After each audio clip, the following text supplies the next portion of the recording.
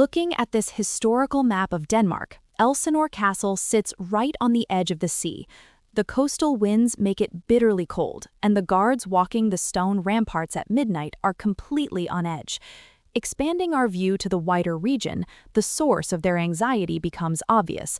To the north sits Norway. The hot-headed young prince of Norway, Fortinbras, has gathered a mercenary army and is threatening to march south to reclaim lands his father lost. Inside the castle walls, the political situation is equally unstable. The old king of Denmark recently died without warning. His brother, Claudius, immediately stepped in to take the crown and hastily married the grieving queen, Gertrude. For the old king's son, Prince Hamlet, this is repulsive.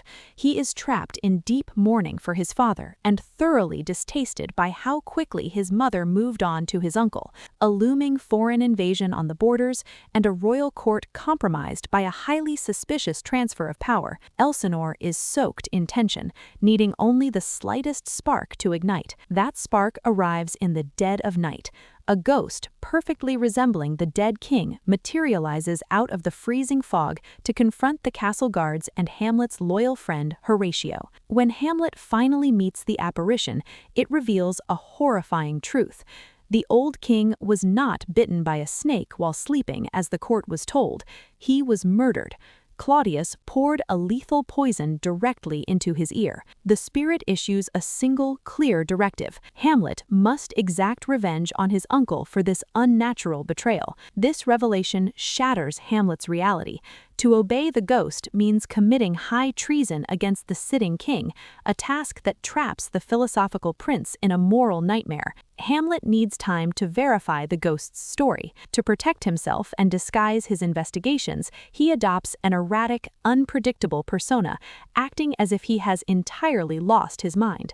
But Claudius is shrewd. Recognizing the danger in Hamlet's behavior, the king and queen summon two of Hamlet's childhood friends, Rosencrantz and Guildenstern, deploying them as undercover informants. This animated schematic visualizes the surveillance network taking over Elsinore. Everyone is watching someone. Lord Chamberlain Polonius acts as the chief spy, eavesdropping on his own children. He confidently and incorrectly diagnoses Hamlet's madness as severe lovesickness for his daughter Ophelia. To cut through the lies, Hamlet hires a group of traveling actors. He writes a scene mirroring his father's exact murder, poison poured in a sleeping king's ear, and plans to watch Claudius's face during the performance. The royal halls of Elsinore have become a claustrophobic maze of hidden listeners and double agents, where no character can trust their own friends or family. The trap works perfectly.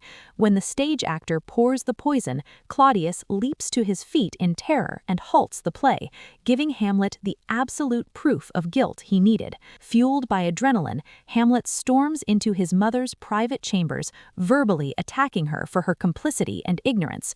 During the heated argument, Hamlet hears someone shifting behind the room's heavy curtains. Believing he has finally caught Claudius, he thrusts his sword through the fabric, but the bleeding man is the spying Lord Polonius. Claudius immediately exiles Hamlet to England with a letter ordering his execution.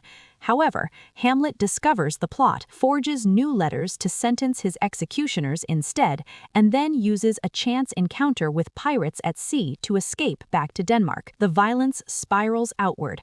Polonius's sudden death, combined with Hamlet's bitter rejection, pushes Ophelia over the edge. She wanders the castle singing fragmented songs before drowning in a... The accidental murder of Polonius collapses the secrecy of Hamlet's mission, turning a quiet quest for justice into a chain reaction of public violence and royal desperation. The vacuum of order pulls Ophelia's brother, Laertes, back from France. He crashes the castle gates with an angry mob behind him, demanding immediate vengeance for his father and sister. Claudius expertly redirects this fury. He convinces the grieving son that Hamlet is their mutual enemy, proposing a public fencing exhibition to settle the score. Looking at the mechanics of this trap, Claudius leaves no room for error. On the left, Laertes will fight with an unblunted foil dipped in lethal poison. On the right, as a backup, Claudius will offer Hamlet a poisoned goblet of wine. Laertes becomes a dark reflection of Hamlet. While the prince paralyzed himself with moral questions, Laertes eagerly discards all honor, agreeing to cut a man's throat in a church if it guarantees his revenge. The elaborate plot immediately unravels.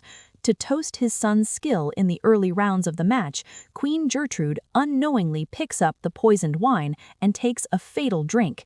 Chaos erupts. Laertes scores a hit, infecting Hamlet.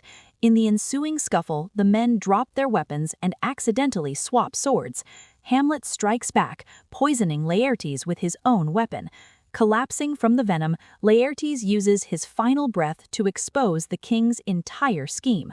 With the truth finally out, Hamlet forces the poisoned sword and the remaining toxic wine onto Claudius, securing his revenge before his own heart stops. Minutes later, the castle doors swing open. Young Prince Fortinbras marches in to easily claim a kingdom whose entire ruling class lies on the floor dead. Only Horatio survives to explain the carnage. The Danish royal court fell entirely from within. Deceit, paranoia, and the desperate thirst to settle old scores acted as a literal and figurative poison, leaving nothing behind but silence.